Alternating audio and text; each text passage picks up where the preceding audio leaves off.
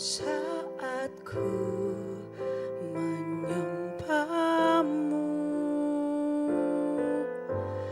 Rohmu bekerja.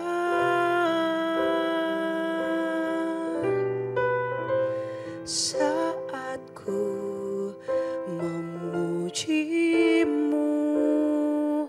Kau bertata di atas pujian. Ku angkat hatiku,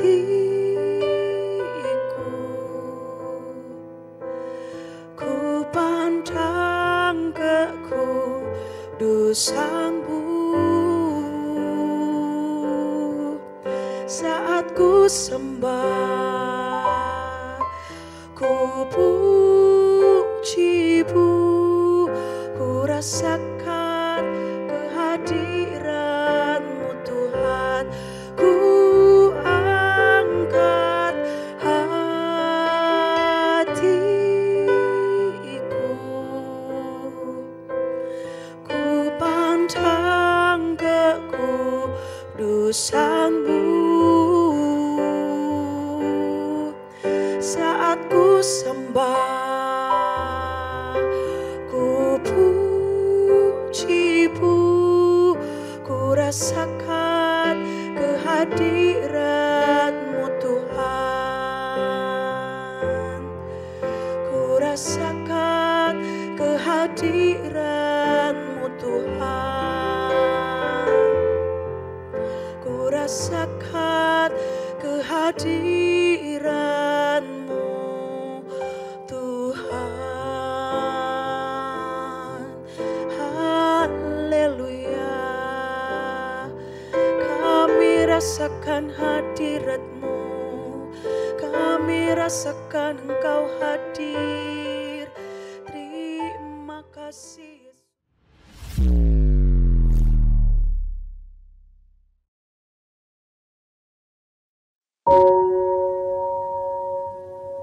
Shalom, salam sejahtera bagi kita sekalian.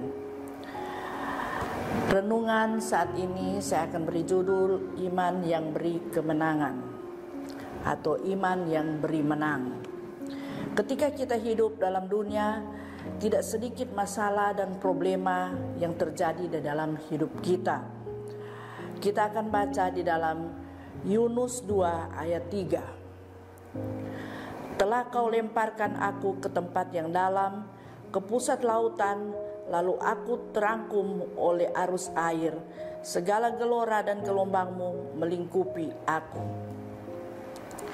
Dalam pengiringan akan Tuhan, tidak selamanya perjalanan yang kita tempuh mulus tanpa hambatan, atau kita tidak mengalami segala problema dalam hidup kita.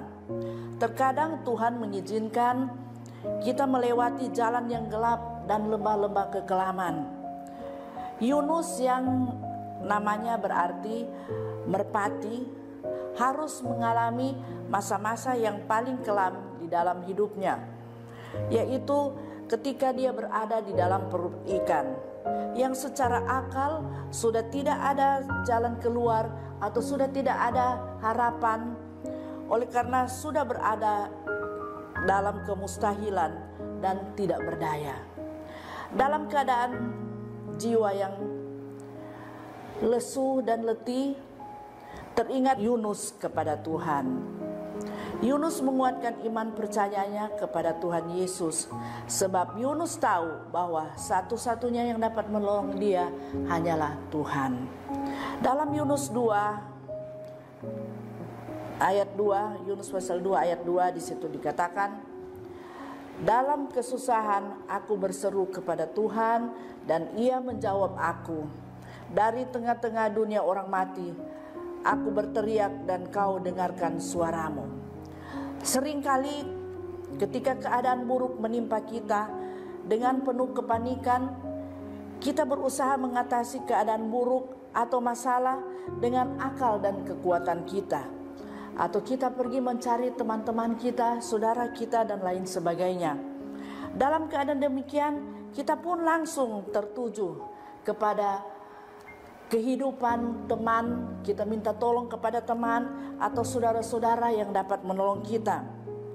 Atau kita berpikir bahwa saudara atau teman-teman itulah yang menjadi harapan kita untuk dapat menolong kita.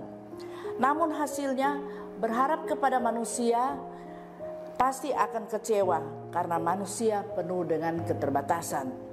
Jalan terbaik adalah lari secepatnya kepada Tuhan.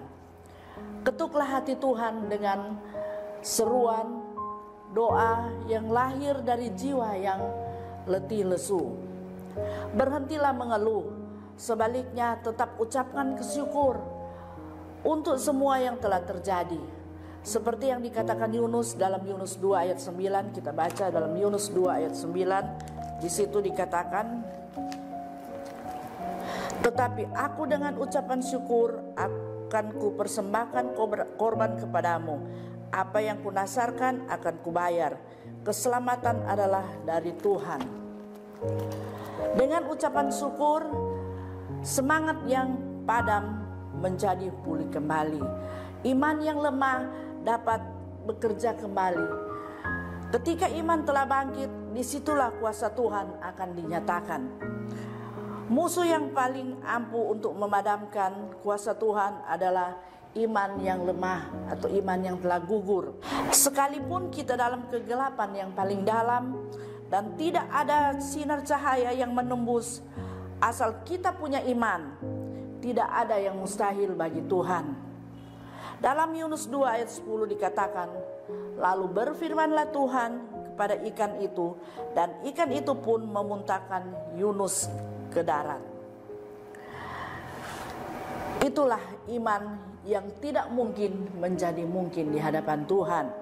Iman yang memberi kemenangan kepada kita yang selalu berharap kepada Tuhan. Amin. Mari kita berdoa. Bapa di dalam surga, seberat apapun kehidupan kami tidak takut karena kami punya Tuhan yang berkuasa. Dan kami punya iman yang memberi kemenangan dalam situasi dan keadaan apapun. Terima kasih Tuhan Yesus, dalam nama Yesus. Haleluya. Amin.